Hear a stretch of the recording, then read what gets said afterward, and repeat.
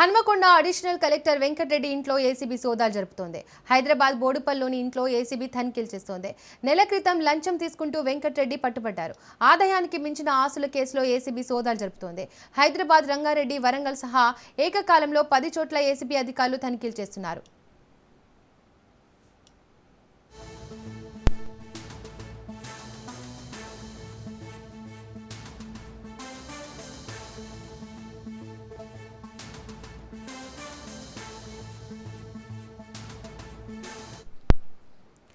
Hanamkonda additional collector Venkatareddy ఇంట్లో ACB సోదాలు జరుపుతోంది. హైదరాబాద్ బోడుపల్లిలోని ఇంట్లో ఏసీబీ తనిఖీలు చేస్తోంది.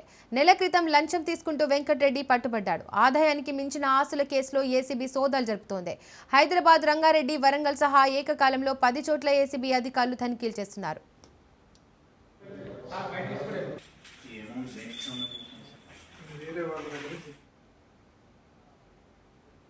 రైట్గా మరింత సమాచారం మా ప్రతినిధి చంద్రశేఖర్ అందిస్తారు. చంద్రశేఖర్, ఏదైతే నెల రోజుల క్రితం హన్మకొండ అదనపు కలెక్టర్ గా పనిచేస్తున్న వెంకటరెడ్డి, అలాగే ఇన్ఛార్జ్ హన్మకొండ డిఓ కూడా అతనికి విధులు నిర్వహిస్తున్నాడు.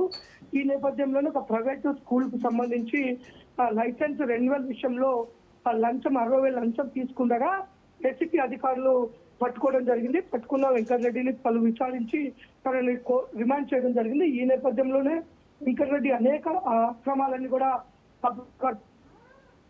ఎత్తి అనేక ఆరోపణలు ఉన్నాయి వెంకటరెడ్డి పైన. గతంలో నల్గొండలో రెవెన్యూ విభాగంలో పనిచేస్తున్నప్పుడు అక్కడ కూడా భారీగా ఆస్తులు కూడబెట్టుకున్నట్టు, ఆదాయానికి మించి ఆస్తులు ఉన్నట్టు కూడా గతంలోనే ఏసీబీ కేసు నమోదు చేసింది. అది విచారణ కొనసాగుతుంది. తర్వాత జనగామ ఆర్డీఓగా పనిచేస్తున్న సమయంలో కూడా గ్రీన్ ఫీల్డ్ రైతుల విషయంలో అక్రమాలకు పాల్పడ్డారు. రైతులకి తీవ్ర నష్టం జరిగింది. లంచాలకి కక్కుర్తిపడి రైతులకు అన్యాయం చేసిన విషయంలో కూడా తనపై ఏసీబీ కోర్టు ఆరోపణలు ఉన్నాయి, అవినీతి ఆరోపణలు ఉన్నాయి. ఈ నేపథ్యంలోనే హన్మకొండ జిల్లాలోని అదనపు కలెక్టర్ గా విధులు నిర్వహిస్తూ ఇన్ఛార్జ్ డిఓగా ఉన్న సమయంలో భారీగా అక్రమాలు పాల్పడ్డట్టు కూడా ఏసీబీ అధికారులు గుర్తించారు. అదనపు కలెక్టర్ హోదాలో ఏదైతే ఆరోపణలు ఉండి ప్రభుత్వం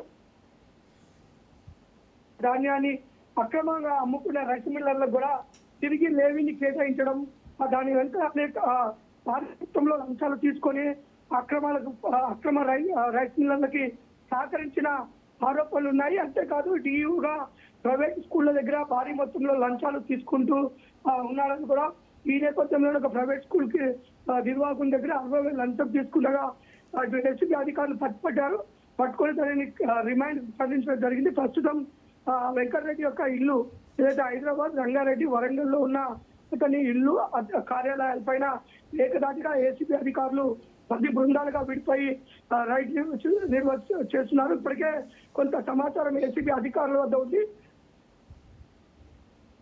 వెంకటరెడ్డి కూడబెట్టినట్లుగా అన్ని అక్రమ సంపాదన, లంచాల ద్వారా వచ్చిన డబ్బులతోనే అన్ని భారీగా అవినీతికి పాల్పడ్డట్టుగా గుర్తించిన అధికారులు అతనితో పాటు తన బంధువులు, తనకి దగ్గర వారికి సంబంధించిన వాళ్ళ ఇళ్లలో కూడా 10 బృందాలు అయితే ప్రస్తుతం సోదాలు నిర్వహిస్తున్నారు. ఆ సోదాలు నిర్వహిస్తున్న క్రమంలో వారికి భారీగానే ఈ అక్రమ ఆస్తులకు సంబంధించిన డాక్యుమెంట్స్ కూడా లభిస్తున్నట్టుగా మనకి సమాచారం అందుతుంది. ఆ మొత్తం సోదా తర్వాత ఏసీబీ అధికారులు మీడియాకు వెల్లడించే అవకాశం ఉంది. Deepika. Right Chandrashekar, thank you.